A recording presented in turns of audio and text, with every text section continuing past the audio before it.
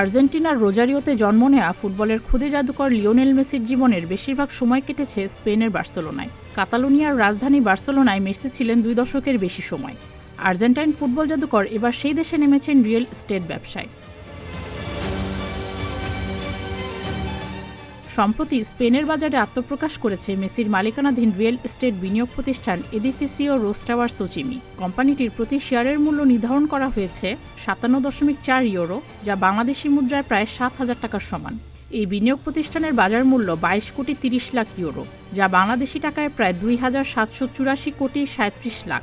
এ কোম্পানির বিনিয়োগ বোর্ডের চেয়ারম্যানের দায়িত্বে রয়েছেন মেসি নিজেই। প্রতিষ্ঠানটির একমাত্র শেয়ারহোল্ডার মেসির পারিবারিক বিনিয়োগকারী প্রতিষ্ঠান লিমেকু স্পানা 2010।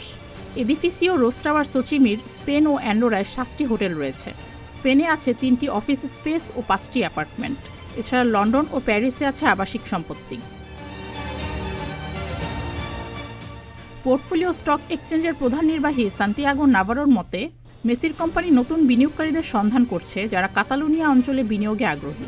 তিনি আরও বলেন, 2023 সালে প্রতিষ্ঠিত মেসির এক্সচেঞ্জটি স্পেনের কেন্দ্রীয় ব্যাংক দ্বারা তদারকি করা হয়। কেন্দ্রীয় ব্যাংক তখনই কোম্পানিকে ব্যবসার অনুমতি দেয় যখন তারা শেয়ার বিক্রি বা মূলধন বাড়ানোর পরিকল্পনা করে।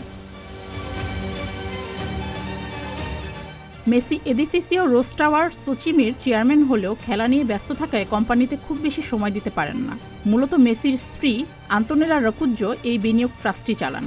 তিনি বর্তমানে কোম্পানিটির ভাইস চেয়ারম্যান।